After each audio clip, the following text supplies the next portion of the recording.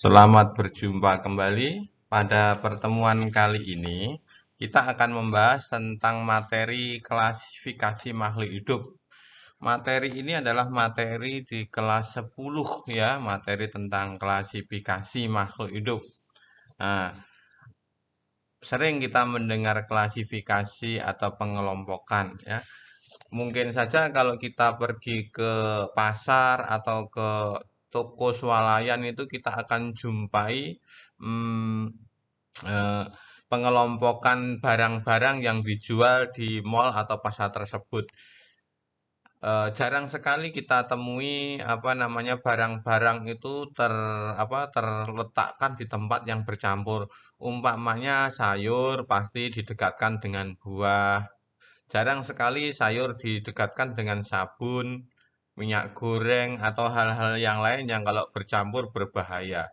Dari situ aja kita sudah tahu bahwa pedagangnya itu mengelompokkan biar mudah dia atau pembelinya itu memperoleh atau mencari barang yang akan dibeli. Jadi dari situ di dalam kehidupan nyata saja, maksudnya nyata itu yang saya maksud adalah kehidupan umum saja di masyarakat aja, pedagang sudah mengelompokkan dagangannya agar supaya si pembeli nanti penggunanya memudahkan untuk mendapatkan barang yang menjadi tujuannya. Demikian juga di dalam klasifikasi makhluk hidup biologi ini, ya, di dalam klasifikasi makhluk hidup itu tentu saja tujuannya adalah memudahkan seorang peneliti mempelajari, mengetahui hubungan kekerabatan makhluk hidup, maupun bagi orang yang bukan peneliti memudahkan dia mengenali, mengelompokkan makhluk hidup itu berdasarkan hubungan kekerabatan mungkin, berdasarkan manfaatnya mungkin. Tentu saja pengelompokan-pengelompokan itu ya menggunakan dasar persamaan yang dimiliki sifatnya.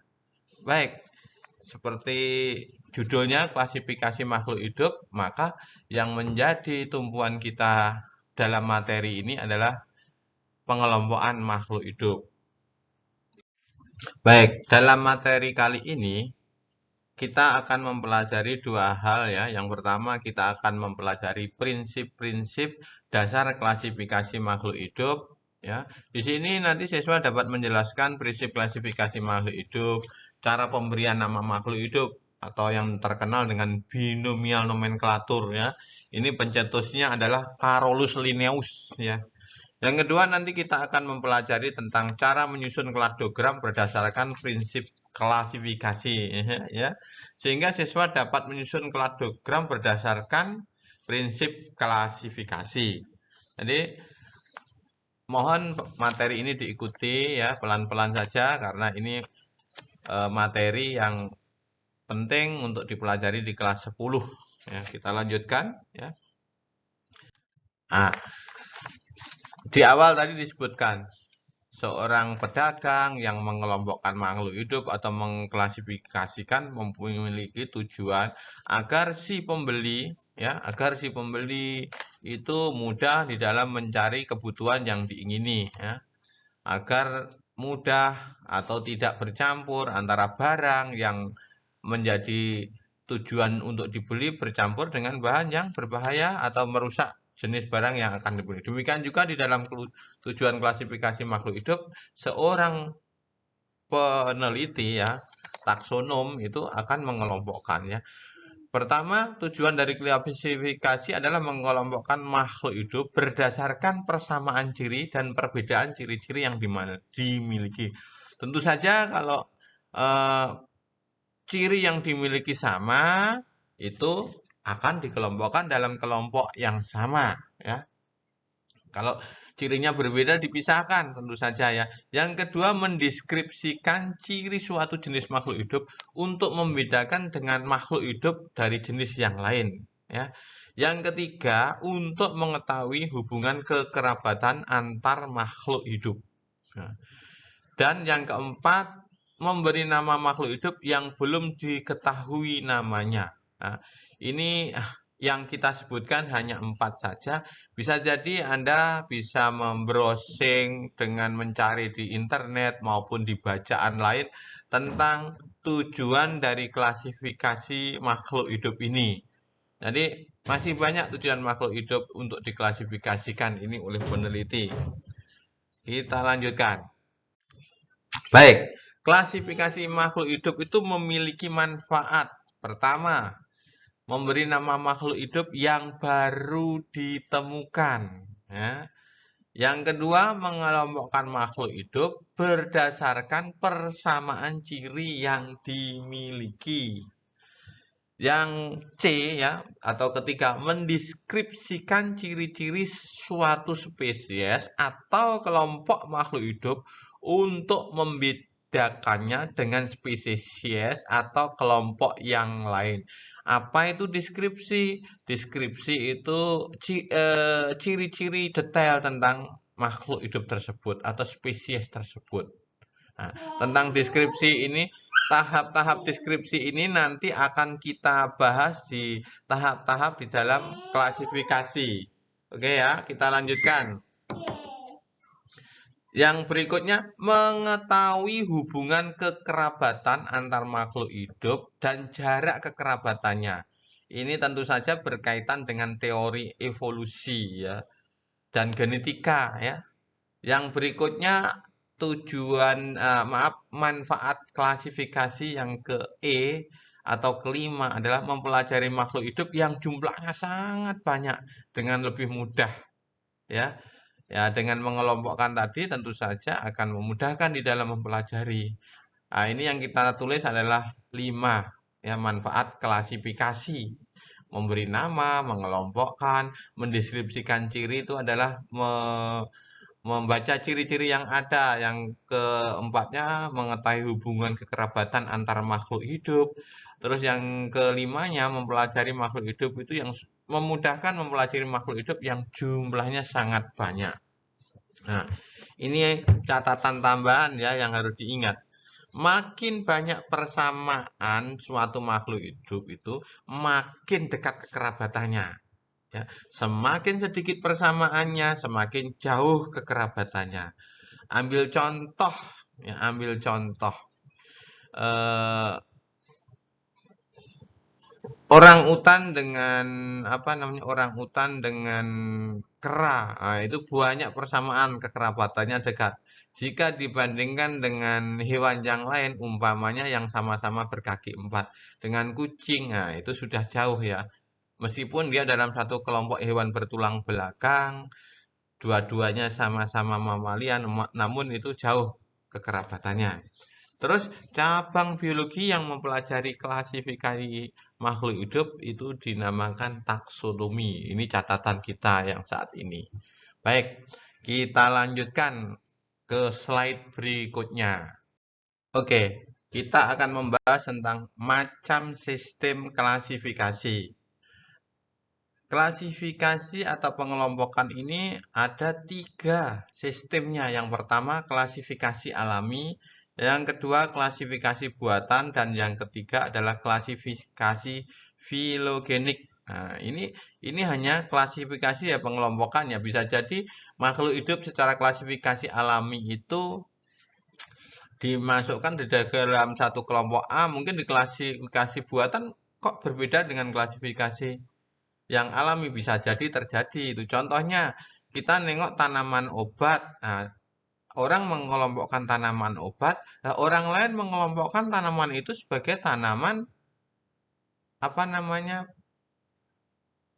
tanaman hias. Nah, bisa jadi satu orang menganggap sebagai tanaman hias, satu orang yang lain menggunakan sebagai tanaman obat.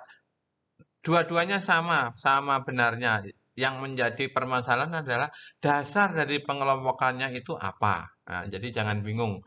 Suatu makhluk hidup bisa jadi tanaman obat atau tanaman konsumsi atau tanaman hias, itu tergantung dasar pengelompokan dari peneliti tersebut ya. Tadi nggak ada permasalahan.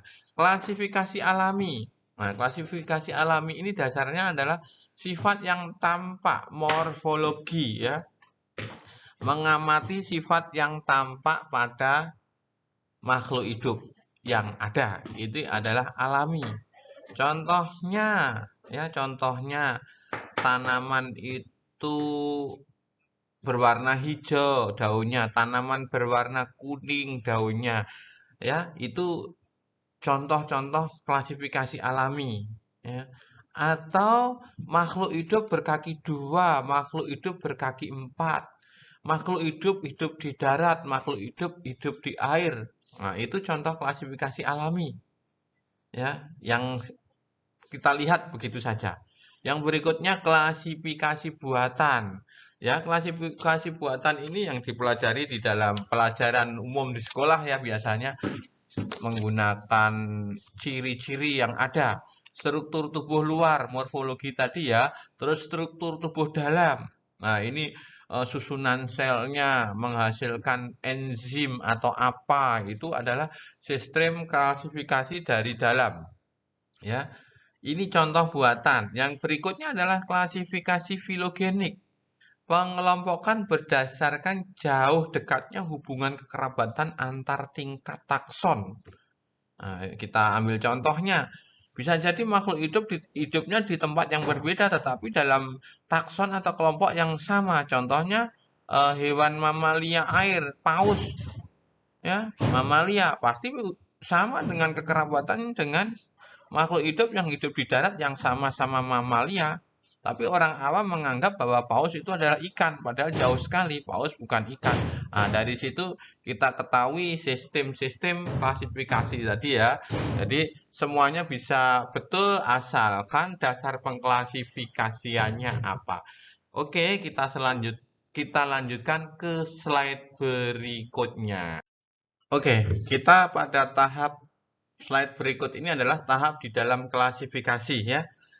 Ada 3 tahap di dalam klasifikasi ya. Tahap pertama adalah identifikasi atau mencandra atau mendeskripsikan ciri dari makhluk hidup yang diamati. Di sini seorang yang melakukan klasifikasi itu mengidentifikasi, artinya apa? Mencatat semua sifat dari objek yang diamati. Semua dicatat secara lengkap.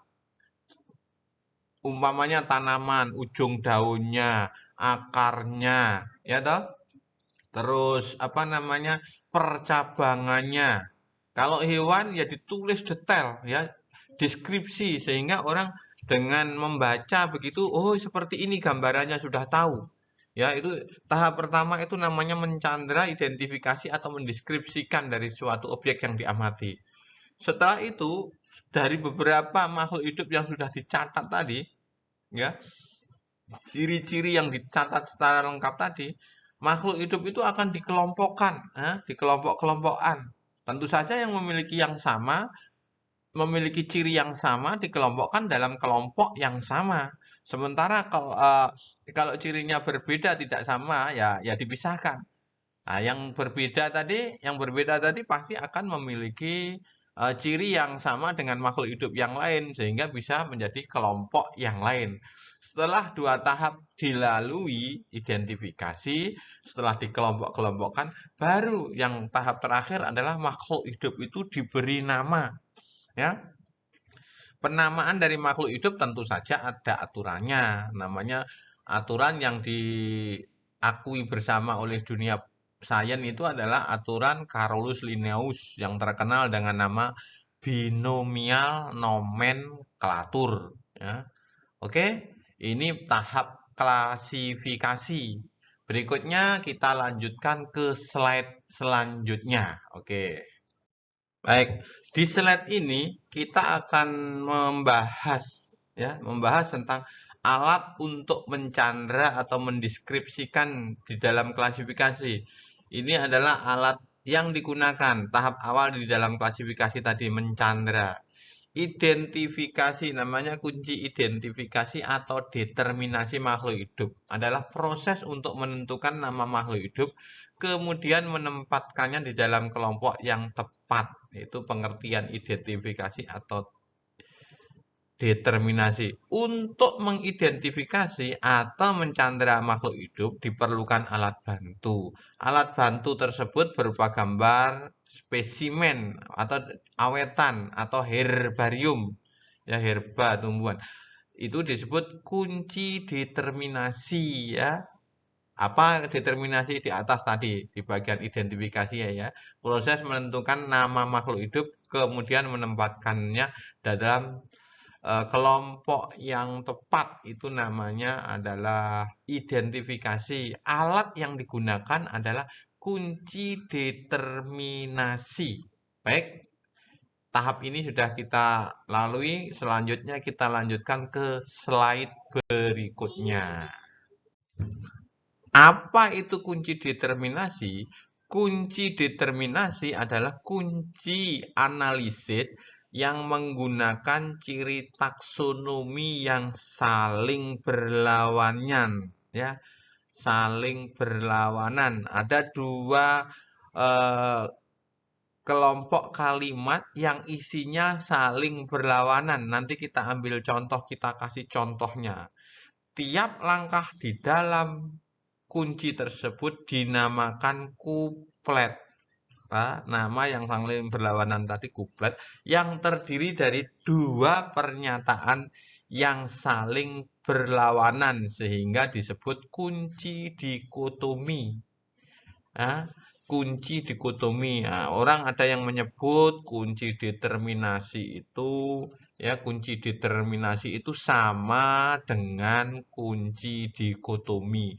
Tidak salah menyebutnya karena memang pernyataan yang tertera sebagai alat mencandra, mendeterminasi itu, mendeskripsikan maksud saya, ya, itu memang berupa dua kelompok kata yang saling bertentangan pernyataannya, ya.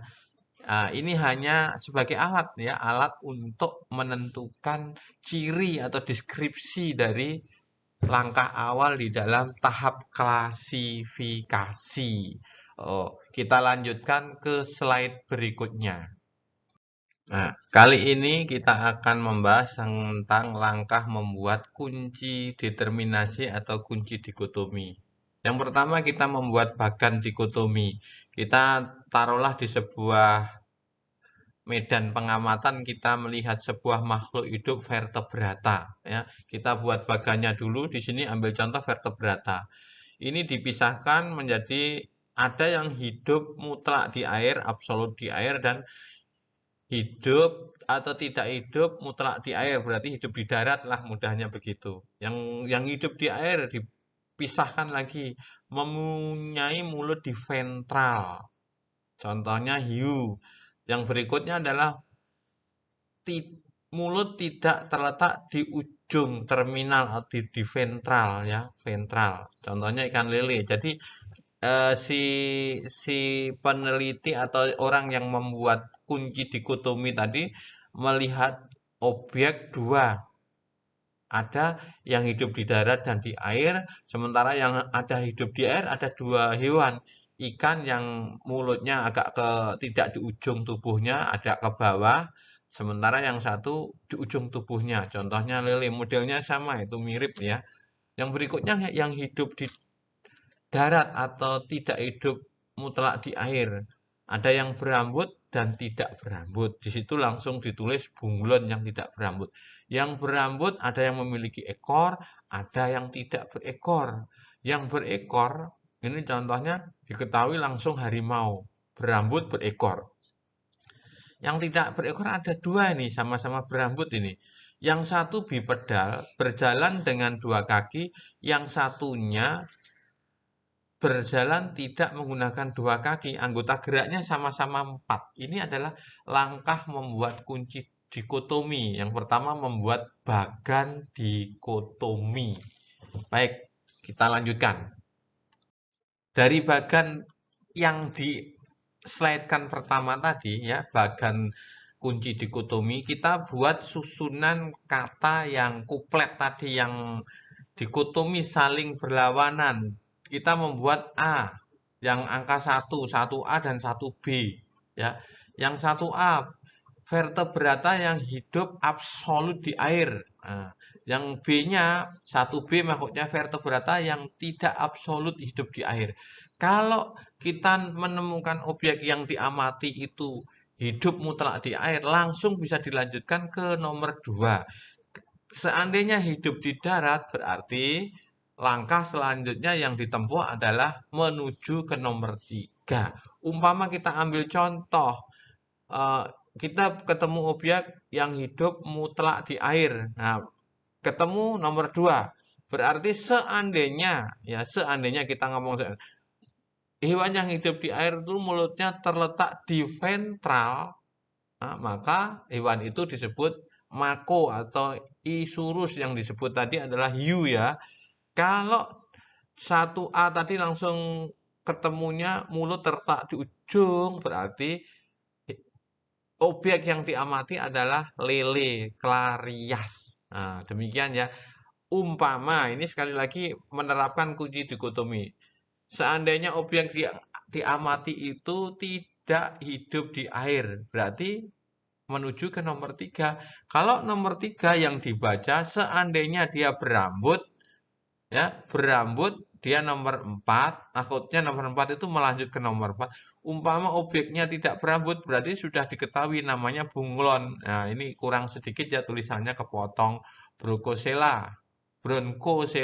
Nah, seandainya kita lanjutkan ke nomor 4, dia tidak, maaf, dia berambut, berarti kita lanjut ke nomor 4. Nah, dari objek yang diamati tadi, berambut itu punya ekor atau tidak punya ekor. Kalau dia berekor, maka dia disebut harimau. Kalau dia tidak berekor, berarti harus dilanjutkan ke nomor 5. Kalau dia bipedal, maka manusia. Kalau dia tidak bipedal, maka dia gorila. Demikian cara menggunakan kunci dikotomi untuk mencari tahu objeknya itu apa yang diamati. Jadi terus deskripsinya yang kayak tadi, kan tadi tahapnya melakukan deskripsi. Yang berikutnya deskripsi itu ciri-ciri. Jadi yang tertulis di ciri-ciri tadi, seandainya itu tadi ya, kita tengok berarti seandainya gorila, berarti kalau gorila cirinya 1B. Tidak hidup di air. Dari 1B loncat ke 3. 3 berarti 3A, 1B, 3A. Dari 3A ke nomor 4. Nomor 4 itu berarti 4B, tidak berekor. 4B menuju ke 5B. Jadi ciri-ciri yang tersebut itu adalah deskripsi candraan dari seorang yang melakukan pengamatan terhadap objek yang diteliti. Itu contoh cara menggunakan kunci dikotomi. Oke, pada tahap slide ini kita tengok perkembangan sistem klasifikasi ya, yang dipakai sekarang adalah klasifikasi 5 kingdom. Dulu Carolus Linnaeus itu mengelompokkan makhluk hidup menjadi 2 kelompok, vegetable sama animalia. Dia mengelompokkan 2 kingdom itu hewan sama tumbuhan. Ya, kalau hewan pasti berpindah tempat, konsumtif. Kalau vegetable berarti sebagai produsen. Nah, setelah itu perkembangannya menjadi 3 kingdom. Ya, 3 kingdom itu protista, planta, animalia. Kok timbul protista? Ya, karena di sana nanti timbul namanya makhluk hidup yang mirip-mirip hewan, mirip-mirip tumbuhan, dan mirip-mirip jamur. Tumbuhan tetap ada, planta, animalia tetap ada. Jadi protista itu mirip-mirip planta, mirip animalia ya. Nah, selanjutnya Katon mengklasifikasikan 2 kelompok, prokariotik sama eukariotik. Nah, protista dipecah menjadi prokariotik sama eukariotik ya. Ya. Di sini eukariotik itu mencakup planta dan animalia. Prokariotik itu belum memiliki membran inti sel. Kalau eukariotik sudah memiliki membran inti sel. Tahun 38 Copeland mengelompokkan lagi menjadi 4 kingdom. Ya, ada kingdom baru namanya Monera. Monera itu prokaryotik, ya. Ya, ini adalah kelompok Monera. Contohnya itu Monera itu belum memiliki apa namanya membran inti sel. Ini kelompok bakteri. Ya, Monera itu kelompok bakteri. Protista yang kita sebutkan mirip-mirip tadi. Berikutnya Whittaker tahun 69 menemukan atau mengelompokkan baru namanya mengeluarkan jamur dari planta. Dia punya dinding sel tetapi tidak punya klorofil. Nah, ya. Si jamur ini, fungi ini adalah kelompok makhluk hidup punya dinding sel tetapi tidak punya klorofil. Sampai hari ini beberapa orang menganggap bahwa fungi itu dimasukkan ke dalam kelompok tumbuhan. Padahal tidak, hanya karena persama. Ini berdasarkan uh, Linnaeus itu ya, vegetable sama animalia. Orang mengumumkan, memikir sederhananya makhluk hidup itu ada dua, hewan, tumbuhan. Kalau hewan cirinya ya berpindah tempat. Kalau tumbuhan statis tidak bisa berpindah tempat. Padahal kalau menurut biologi, ya ini ada 5 kelompok makhluk hidup di dalam kingdom. Ya, ada 5 kingdomnya. Nah, ini dipelajari benar-benar dipelajari di klasifikasi, perkembangan klasifikasi tersebut. Oke, kita lanjutkan. Di sini kita akan membicarakan ciri-ciri dari masing-masing kingdom. Ya, karakteristiknya itu organisasi selnya. Kalau Monera unisel, satu sel ya. Protista beberapa yang multiseluler. Fungi hampir semuanya multiseluler. Tumbuhan, plantae multiseluler, animalia multiseluler. Membran inti. Monera tidak memiliki membran inti. Siapa Monera itu? Monera itu adalah kelompok bakteri, ya, umumnya bakteri. Terus yang memiliki dinding sel. Nah, kita tengok. Nah, dinding sel Monera itu peptidoglikan, ya. Protista beberapa spesies tipenya bervariasi ya. Dia punya dinding sel berarti. Fungi punya dinding sel, ya. Terus namanya tanah tumbuhan punya dinding sel dari selulosa.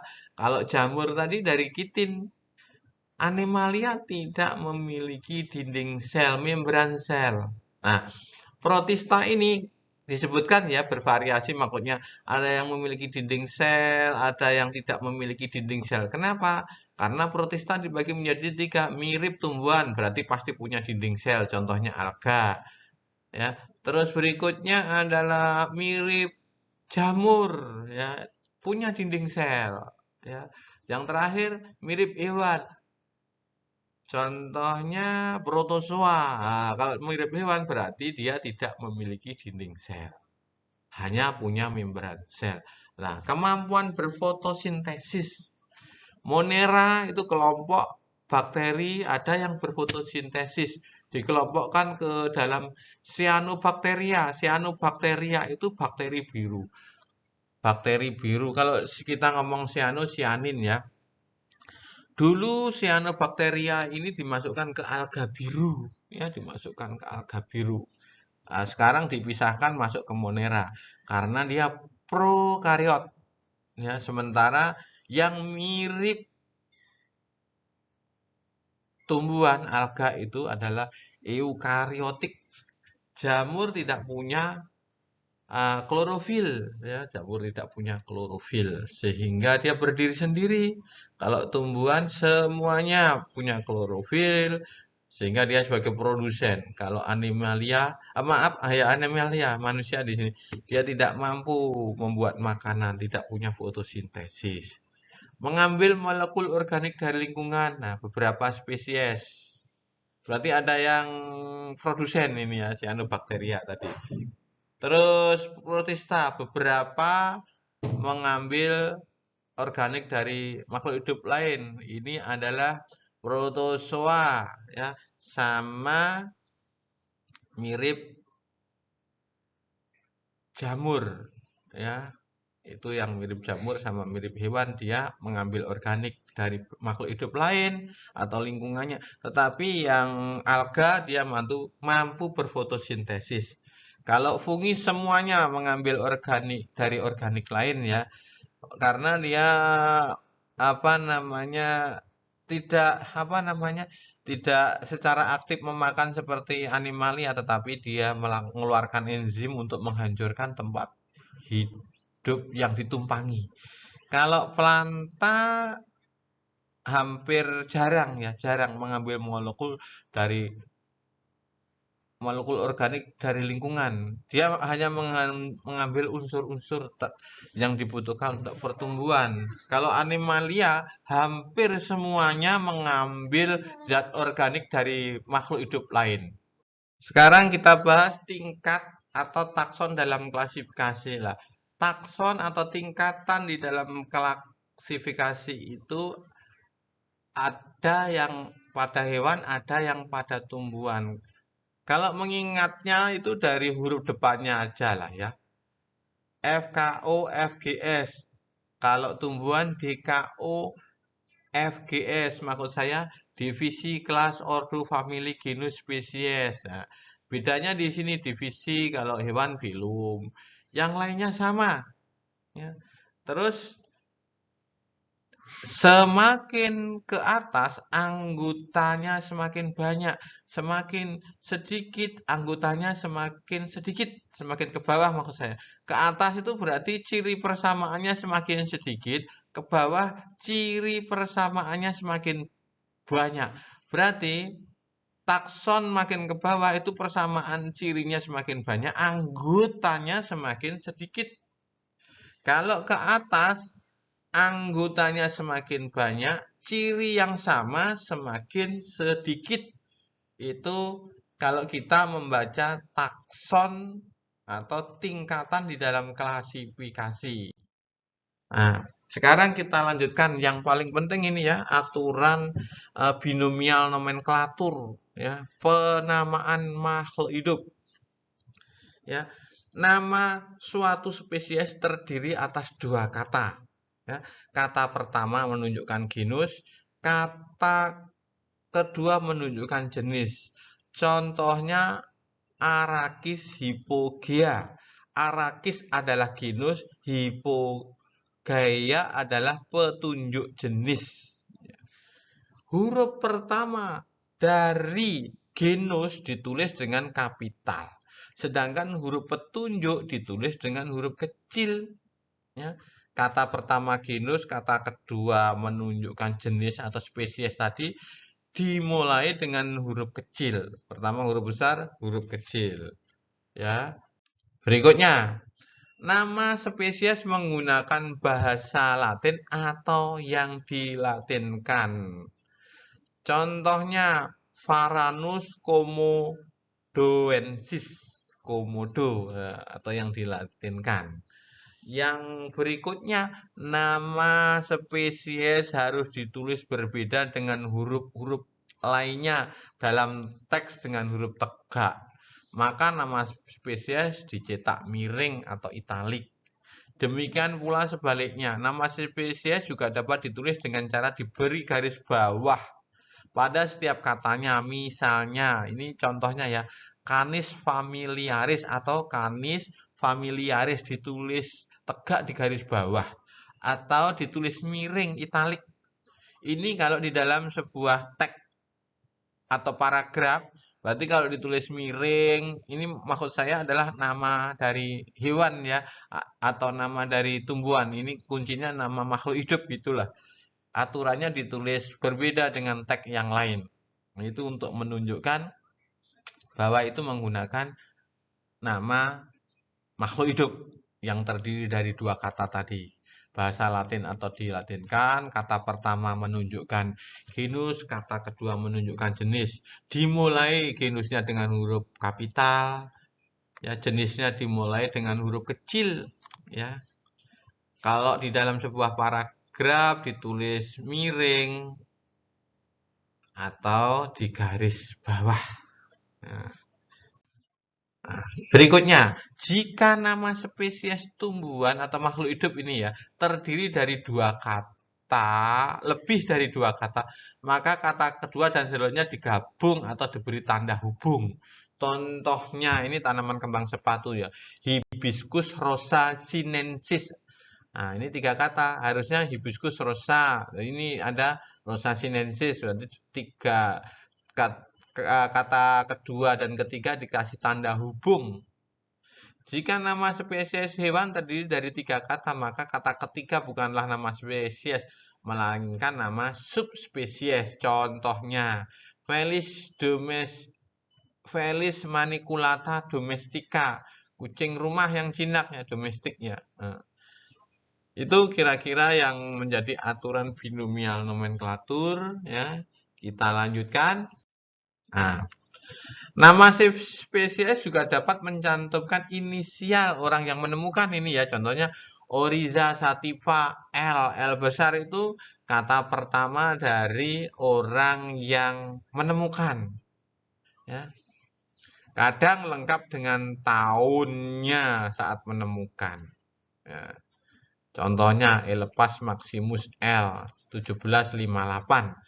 Berarti gajah Asia yang memberi nama adalah Linnaeus tahun 1758. Oke, ini kita akan lanjutkan ke materi kladogram. Kladogram adalah diagram yang menunjukkan hubungan antar makhluk hidup. Kladogram dibuat dengan mengelompokkan makhluk hidup berdasarkan kesamaan ciri yang dimiliki. Jadi dengan membuat kladogram akan tahu seberapa dekat kekerabatan makhluk hidup yang diamati dan seberapa dekat banyaknya ciri yang dimiliki oleh makhluk hidup yang menjadi objek pengamatan. Ya. Itu kladogram. Nah, 3 langkah membuat kladogram itu sebagai berikut. Yang pertama, membuat daftar perbandingan ciri dari makhluk hidup yang akan dibuat kladogramnya. Yang kedua, membuat diagram Venn dari tabel perbandingan. Diagram dibuat mulai dari ciri yang dimiliki oleh semua makhluk hidup yang dibuat kladogramnya. Kemudian dilanjutkan dengan ciri yang lebih sedikit dimiliki. Yang berikutnya, membuat kladogram dengan mengkonversi diagram Venn. Kladogram dibuat dengan menambahkan satu spesies yang menjadi kelompok di luar grup.